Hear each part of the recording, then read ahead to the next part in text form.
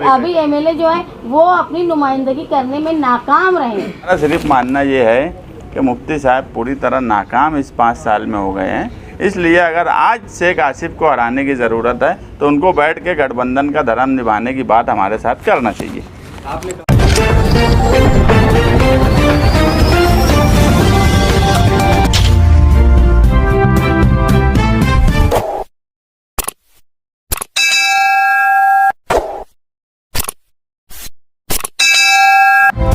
मैं हूं रियाज शाह और आप देख रहे हैं स्टार न्यूज मालेगांव चैनल। आइए नजर डालते हैं कुछ खास खबरों पर। महागठबंधन 2017 में बना। महागठबंधन बनाने का मकसद हम लोग जो महसूस कर रहे थे कि मालेगांव शहर में गुंडागर्दी, बदउनवानी, चोरी बहुत ज़्यादा होती है, यानी बैतुल माल की चोरी, उसकी मुखालफत करने के लिए, उसको रोकने के लिए महागठबंधन बना, जो मुफ्ती साहब राष्ट्रवादी और हमारे बीच में बना। और हमारा मकसद यही था कि हमने मालेगांव शहर के मशरकी हिस्से का डेवलपमेंट के लिए मिलकर काम करना चाहिए। और हमने इलेक्शन लड़ा। इलेक्शन लड़ने के बाद इक़्तिदार नहीं आए। ये बात सही है कि 2024 तक ये फ़ैसला हुआ था कि हम साथ में रहेंगे, लेकिन 2019 के इलेक्शन के बाद से आप देखेंगे मुसलसल महागठबंधन को तोड़ने का काम मुफ्ती साहब के लोगों के थ्रू किया गया, जिनको हम लोगों ने यहाँ जो बैठे हुए काफ़ी लोग ज़िम्मेदार ऐसे हैं जिन्होंने बुला के मुफ्ती साहब को बोला कि आप उनको मना करो। आप जिनके नाम से, जिनकी नसीहत, जिनकी वसीयत बोल बोल के आप वोट मांगे, उनके ख़िलाफ़ बोला जा रहा है, वो इस दुनिया में नहीं है। इसके बावजूद भी वो रोक नहीं पाए। अगर वो रोक नहीं पाए तो समझना चाहिए कि उनकी लीडरशिप की कमी थी कि उनके वर्कर उनकी बात नहीं सुनते थे। दूसरा ये कि जो फ़ैसला हुआ था, एग्रीमेंट हुआ था, वो एग्रीमेंट में 2019 के असम्बली इलेक्शन में मुफ्ती साहब उम्मीदवार रहेंगे, ये फ़ैसला लिखा हुआ था। 2024 में कौन उम्मीदवार रहेगा वो ये लिखा नहीं था। अगर मुफ्ती साहब के पास सारे दस्तावेज़ हैं तो वो जिस तरह मीडिया के सामने गठबंधन का फ़र्ज़ निभाने की बात करते तो वो कागजात मीडिया के सामने पेश करें। दूसरी बात ये कि हम लोग 2019 से आज तक जो देख रहे हैं कि मुफ्ती साहब हर महाज पर नुमाइंदगी करने में नाकाम और कमज़ोर रहे। चाहे वो पावर सप्लाई का मामला हो, चाहे बुनकरों की सहूलत का मामला हो, यहाँ तक कि जब बुनकरों के लिए स्टडी ग्रुप बना तो मालेगांव शहर जो सबसे बड़ा पावर लूम का मरकज़ है, वहाँ के एमएलए को नहीं लिया गया। यानी इनकी नुमाइंदगी इतनी कमज़ोर थी कि ज़रूरी नहीं समझा उन्होंने, जहाँ थोड़े थोड़े लूम है वहाँ के लोगों को लिया गया। पावर कंपनी की जो दादागिरी है, इसके ख़िलाफ़ भी मुफ्ती साहब का ज़ीरो हिकमत अमली रही। उसके बाद जो पुलिस की गुंडागर्दी जिसको बोलेंगे, जो 12 नवंबर का मामला था, 12 नवंबर के मामले में इन्होंने जो बेगुनाह 60 से ज़ायद लोग गिरफ़्तार थे, उस वक्त भी इन्होंने किसी तरह की रहनुमाई नहीं की, किसी तरह की कोशिश नहीं की लोगों को बचाने के लिए। जब गढ़ की यात्रा का मामला हुआ, शरपसंद लोग लड़ाई करने लगे। ऐसा था कि रमज़ान के अय्याम में कई मस्जिदों में तरावी में खलल हुआ, तरावी हुई नहीं। उस वक्त ये कहा गया कि मसलहत से काम लो। मसलहत तो आवाम के बीच में करनी चाहिए थी, लेकिन ऐवान में और डिपार्टमेंट में सख्ती से बोला जाना चाहिए था। वहाँ भी हमारी जो है नुमाइंदगी कमज़ोर रही, ना के बराबर रही। यहाँ तक कि नीतीश राणे चाहे वो किला झोपड़पट्टी के ख़िलाफ़ बोलते हो या उन्होंने लैंड जिहाद की बात की, वहाँ पर भी इन्होंने ऐसे तो मीडिया में कहा, लेकिन जहाँ बोलना चाहिए था असम्बली में, वहाँ ऐसे शरपसंदों के ख़िलाफ़ कुछ नहीं बोला गया। बल्कि हम ये मानते हैं कि 2019 से लेकर आज तक जो लोग हारने वाले उम्मीदवार के ख़िलाफ़ थे, चाहे वो रिजवान सर हो, चाहे वो आमीन मेंबर हो, चाहे वो एजाज बेग हो, चाहे मालिक यूनुस ईसा हो, इन सब पर हमला हुआ है। शफीक एंटी करप्शन, ये इतनी उनकी हारने के बाद हिम्मत थी, ये सब जानते कि हमला करवाने वाले लोग कौन थे। इतनी हारने वालों की हिम्मत थी और जीतने वाले अपने साथियों को बचाने में नाकाम रहे। और आप देखेंगे उनको और उनके घर के लोगों को कोई नुकसान नहीं हुआ। रिजवान सर के यहाँ घर में जहाँ उनकी बीवी और उनके बच्चे मौजूद हैं, अंधाधुंध गोलियां चली, वो तो अल्लाह की मर्ज़ी थी कि इनको कोई नुकसान नहीं हुआ। जिस तरह मालिक यूनुस ईसा पे हमला हुआ, वो तो बड़ी बात थी कि वो बच गए, हिम्मत वाले थे, ताकतवर थे। जिस तरह शफीक एंटी करप्शन वाले के सर पर वार हुआ, जिस तरह हमला 2 बार एजाज बेग के घर में हुआ, मुसलसल अपने साथियों को बचाने में ये नाकाम रहे। किसी तरह का दबदबा ना पुलिस डिपार्टमेंट ने, ना किसी भी डिपार्टमेंट में इनका रहा कि ये बचा पाए। इन्होंने खुद सिविल हॉस्पिटल में बैठ के बोला कि मुझे बेवकूफ़ और फला फला समझा जाता है। तो और इनके ऊपर कोई हमला नहीं हो रहा। तो हम लोग ये महसूस कर रहे हैं कि भाई ये अपनी रहनुमाई करने में इंतहाई कमज़ोर है। गठबंधन आज भी अगर है, ये मानते हैं ये, तो गठबंधन को करने वाले जो लोग थे, जो इसमें बड़ी ताकत थी, जिन्होंने जमा किया था, आज भी उन्होंने बैठना चाहिए और हमारी बातें और गठबंधन के कागजात जो मुफ्ती साहब के पास दस्तावेज़ मौजूद हैं उसको लेकर बैठें और ये फैसला करें कि भाई ये अगर नाकाम है रहनुमाई करने में, तो गठबंधन का अब हक, फ़र्ज़ और धर्म मुफ्ती साहब ने निभाना चाहिए। आपके निभाना चाहिए। सियासी हालात जो है वो एकदम साफ हैं कि शेख रशीद खानवादा इलेक्शन लड़ने वाला है, मुफ्ती साहब इलेक्शन लड़ने वाले हैं। आज जो 5 साल में इनके कामकाज को लेकर आवाम बिल्कुल मुतमईन नहीं है और कहीं ना कहीं ये लगता है कि अब इनकी ये पोजीशन इस शहर में नहीं बची है कि वो शेख आसिफ को हरा सकते हैं। तो गठबंधन का धर्म निभाने की पारी उनकी है कि वो शान हिंद की हिमायत करे और गठबंधन का धर्म निभाए। हम उनके साथ में रहेंगे हर वक्त। अगर मैं कहूँ इस शहर में हर वक्त वो जो गुरूर और घमंड की बात बोलते कि हमने 2 सीट लेकर आ गई, ऐसे बोलते हैं कि हम जैसे कभी सियासत में थे ही नहीं। ये शहर का बसना और निहाल साहब की सियासत ये एक साथ जुड़ी हुई है। कितने एहसान कितने लोगों पे किए गए हमने कभी नहीं बोले। अगर ये बोलते हैं कि मालिक यूनुस ईसा को मेयर नहीं बनाते तो भुट्टा बेचता वो, उसको वो नहीं करते तो ये करता वो, ये गुरूर और घमंड की बात है। अगर 2007 में निहाल साहब मालिक भाई को कारपोरेटर नहीं बनाते तो क्या वो मेयर बन पाते? उस वक्त पहले तो जनता दल से वो मेयर बने, मगर हमने कभी ये बात नहीं बोली। और ये 2007 में सियासत में आए, उसके बाद से मुसलसल इनका डाउनफॉल रहा। 2007 में इनकी 27 सीट आई, 9 में ये असम्बली चुन के आए, 12 में इनकी 19 सीट हो गई, कम हुई। 14 में ये एक नए लड़के से इलेक्शन हार गए जिसको हमने 2002 में आसिफ शेख को कारपोरेटर बनने के लिए नाको चने छपवा दिए थे, तो 153 वोट से चुन के आ पाए थे।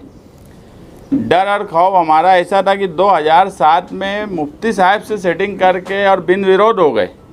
उस वक्त से ये आपस में तालमेल करके इलेक्शन लड़ते रहे।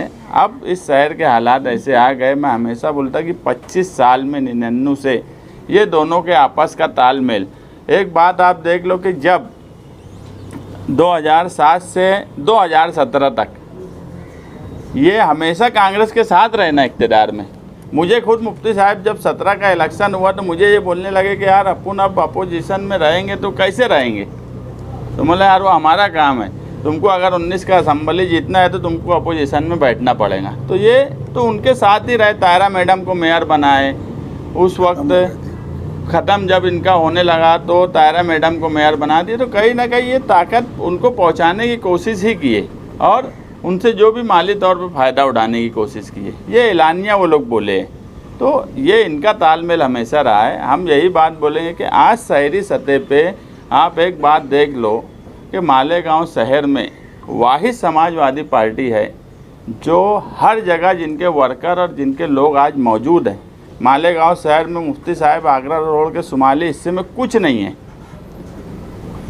कच्चे एरिया में तुम चले जाएंगे। पहली बार एमएलए बनने के बाद भी सड़क के इस पार बाद वाली कारपोरेशन में एक उनका कारपोरेटर नहीं था मुफ्ती साहब का। हम अगर ये बोलते कि हम तुम्हारे साथ में तो तुम्हारी 7 सीट इधर से चुन के नहीं आती महागठबंधन, लेकिन हम लोग कभी तकब्बुर की बात नहीं करते कि सियासत में मौके आते और एक दूसरे का साथ लिया जाता है। अगर तुम्हारा साथ दिए, जैसा आप बोल रहे हैं, अगर वो एग्रीमेंट सामने रख के कुछ लीडर अगर बैठ गए तो आप बैठना पसंद करेंगे? हाँ, तो पहले दिन से बोल रहे कि बैठ के बात करो, बैठे ना, एग्रीमेंट ले। जो 5 साल की कारकर्दगी है, 5 साल में क्या क्या लोगों के साथ हुआ। मैं एक बात बोला कि यार, अभी शान भी बोले कि यार सारे लोगों पर हमला हुआ, इनके ऊपर ही नहीं हुआ। मेरा मकसद ये नहीं है कि उनके ऊपर हो, नहीं, बहुत अच्छी बात है, वो सेफ़ है, उनकी फैमिली सेफ़ है, हमारी दुआ भी यही है, ये है कि वो सेफ़ रहे। मगर सारी तकलीफ़ तो जो उनके साथ इलेक्शन लड़े वो उठाए ना। वो गोली की शक्ल में हो, जेल की शक्ल में हो, मार धाड़ की शक्ल में हो, इनके किसी लोगों को कोई तकलीफ़ इनके घर पे नहीं हुई, और बहुत अच्छी बात है। नहीं, हमारा सिर्फ मानना ये है कि मुफ्ती साहब पूरी तरह नाकाम इस 5 साल में हो गए हैं। इसलिए अगर आज शेख आसिफ को हराने की ज़रूरत है तो उनको बैठ के गठबंधन का धर्म निभाने की बात हमारे साथ करना चाहिए। आपने कहा सर ये था कि जो लोग बदउनवानी करते हैं उनको सत्ता में नहीं आने देना चाहिए, लेकिन 2017 में जो कारपोरेशन का इलेक्शन हुआ उसमें मालेगांव शहर के मशरकी हिस्से के फंड, पानी, ये सब का सौदा करके कांग्रेस पार्टी ने अपना मेयर बना लिया दादा भुट्टे के साथ में। हम वहीं रोकने में नाकाम। उसके बाद से हम असेंबली में हमारे महागठबंधन के उम्मीदवार चुनकर गए। हमारी यह उम्मीद थी कि अब हम असेंबली से रहनुमाई करते हुए इसको रोकने की कोशिश करेंगे। यही मैंने आपको बताया कि हर फील्ड में हमारे चुने हुए नुमाइंदे कमज़ोर साबित हुए। यहाँ तक कि उनके लिए जो लोग काम किए उन पर हमला करने वालों, उनको बचाने में हम लोग जो हमारे साथी थे उनको बचाने में मुफ्ती साहब नाकाम रहे। यहाँ तक कि जिन्होंने गुनाह किया, जो लोगों ने गोलीबार किया, उनको सज़ा दिलाने में भी नाकाम रहे। क्या मुफ्ती साहब नाकाम हैं? ऐसा शहर भी मानने लगा है। दस्तबरदारी क्यों नहीं इख्तियार कर लेते आप? है तो वो तो उन्होंने ऐसा कहा हैं आसिफ शेख के खिलाफ आज ताकत से हमको लड़ना है, तो हम भी चाहते कि वो हमारे साथ रहें मुफ्ती साहब। अहम मकसद महागठबंधन का ये था, अहम मकसद ये नहीं था कि हम इलेक्शन लड़ेंगे कि मुफ्ती साहब इलेक्शन लड़ेंगे। अहम मकसद ये था कि जो लोग शहर के लिए नुकसानदेह हैं उनका खात्मा होना, उनको सत्ता में नहीं आने देना। आज भी वो मकसद कायम है। आप समझ लो, अगर किसी को आज आप देखेंगे इंडिया गठबंधन बना है ना, तो जो आपस में लड़ने वाले थे सब मिलके बनाए हैं। क्यों? क्योंकि बीजेपी को सत्ता में नहीं आने देना है। तो ऐसे ही अगर हम ये मानते हैं कि जो लोग शहर के लिए नुकसानदेह हैं उनको ख़त्म करना है, तो सबको मिलकर एक आघाड़ी बना के लड़ना चाहिए। इसीलिए महागठबंधन बना था। और वहाँ हम लोग अगर कारपोरेशन में नहीं आ पाए सत्ता में, शायद हम वो ऐसी सौदेबाजी करने का हमारा ज़मीर नहीं था जो कांग्रेस ने कर लिया उस वक्त। दादा अभी जो सत्ता में है, क्या वो मालेगांव के नुकसानदायक नहीं है? कौन अभी जो है, अभी कौन सत्ता में है भाई? जो एमएलए अभी तो वही है, वो अकेले हाँ, जो सत्ता में है। अभी एमएलए जो है वो अपनी नुमाइंदगी करने में नाकाम रहे। तो गठबंधन का मतलब ये है कि हम जिनके खिलाफ लड़ रहे हैं, अगर हम नाकाम रहे तो वो मौका उठा लेते। अब वो उन्होंने वो किया और वो नाकाम रहे। हर महाज पे मैंने आपको बताया कि हर जगह वो नाकाम रहे, चाहे मुखालफत करनी हो या जहाँ रहना हो। पानी का मामला आप देख लीजिए, पानी के बारे में वो भी बोलते थे कि पानी बेच डाले, पानी दे दिए दादा भुसे को, लेकिन जहाँ जाके उनको रोकना चाहिए था इरिगेशन डिपार्टमेंट में, कलेक्टर की ऑफिस में बैठ के, वहाँ वो नहीं गए। क्या ऐसा नहीं हो सकता कि मुफ्ती इस्माइल पे नाकाम एमएलए की तनकीद और गठबंधन का धर्म साथ साथ चल सके? ये तो हो ही नहीं सकता ना। नहीं क्या वो गठबंधन तो साथ में रहेगा, लेकिन अगर वो चाहते थे गठबंधन साथ में रहे, लेकिन अगर वो नुमाइंदगी करने में नाकाम हैं, और उन्होंने भी मान लेना चाहिए शहर के लोगों से मिलकर, और जो रहनुमाई कर सकते हैं उनको मौका दें और वो काम करें। असेंबली इलेक्शन का मैनिफेस्टो मैं और हमारे साथ कुछ लोग मिलके बनाए थे। ये बात मुमकिन है कि कोई पार्टी या कोई लीडर 100% मैनिफेस्टो पे जो बात बोला है उस पर अमल नहीं हो सकती, मगर ये बात बोलना कि मैं मैनिफेस्टो मेरा कुछ काम नहीं किया, या उन्होंने ये बताना कि मैनिफेस्टो पे उन्होंने कितने % काम किया, तो कहीं ना कहीं वो खुद ही ये बात साबित अब खुद से करते हैं कि वो काम नहीं किए। मैनिफेस्टो पे काम मैं नहीं किया, वो साफ बोले। बोलना ये चाहिए था कि मैं 70% काम किया, 100 काम थे तो मैं 90 काम किया, 10 काम नहीं कर सका। वो समझ में आने वाली है, एक काम मैनिफेस्टो का नहीं कर पाए। वो कोशिश आदमी करता, आवाम वोट देती, एक भरोसे पे देती। मैं तो बदउनवानी के सवाल पे वो मेरे सामने एक सवाल इससे पहले भी वो बोले कि काम रुकवाने की कोशिश किया। सच बात यह है कि मैं इससे पहले भी बोल चुका कि मुफ्ती साहब जिस चौक पर, जिस चौराहे पर, जिस जगह, जिस घड़ी, जिस वक्त, जो तारीख, सब वो तय करे और मुझे बुला ले। सच्ची बात यह है कि ठेकेदारी करने की नीयत से उन्होंने काम रोकने की कोशिश की, और मेरी कोशिश उस वक्त भी ये थी कि काम किया जाए जल्दी। अगर उनके पास ये पेपर मौजूद हैं तो वो जहाँ बोलेंगे मैं वहाँ आके तैयार है बैठने के लिए, और वो साबित कर दे कि काम वो रोक रहे थे कि मैं रोक रहा था मीडिया के सामने। सच बात यह है कि कोई आदमी किसी का साथ देता है तो ये भरोसे पे देता कि वो कुछ ना कुछ करेंगे, मगर जब वो नहीं कर पाए तो उसमें कोई कसूरवार, अगर हम कसूरवार खुद को मानेंगे तो आज हम ये मान रहे हैं कि आप एक शहर को तीसरी क़यादत की ज़रूरत है। 25 साल से ये शहर ने ये दोनों लोगों की जुगलबंदी बोलो या मिली जोड़ बोलो, ये देख चुका, और कहीं ना कहीं शहर में ये लहर बन रही है कि अब ये दोनों के खिलाफ कोई तीसरा आदमी को शहर की नुमाइंदगी करना चाहिए। 9 अगस्त से शुरू। 9 अगस्त से शुरू। तो बड़े जिम्मेदार जो है वो साबका जो दौर इक़्तिदार में थे वो हैं। अगर वो बुनियाद नहीं डालते ठहराव की तो वो शुरुआत नहीं होती। उतने तो नहीं, मगर कसूरवार एग्रीमेंट के टाइम मुफ्ती साहब ज़रूर है। इस वीडियो को लाइक करें, हमारे चैनल को सब्सक्राइब कर बेल आइकन जरूर प्रेस करें। हम